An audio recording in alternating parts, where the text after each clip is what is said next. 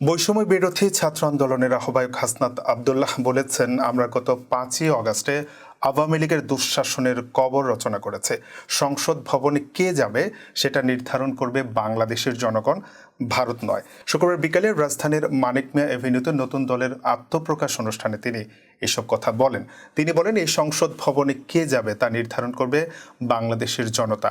আমরা একটা সুন্দর বাংলাদেশ গড়তে চাই, যেখানে কোনো ভেদাভেদ থাকবে না। তিনি আরো বলেন, স্পষ্ট হত্যাকাণ্ডকে বিডিআর বিদ্রোহ বলে চালানো হয়েছে। আপনারা দেখেছেন শাপলা চত্বরে আমাদের দাড়ি টুপিওয়ালা ভাইদের উপর রাতের অন্ধকারে কিভাবে গণহত্যা চালানো হয়েছে।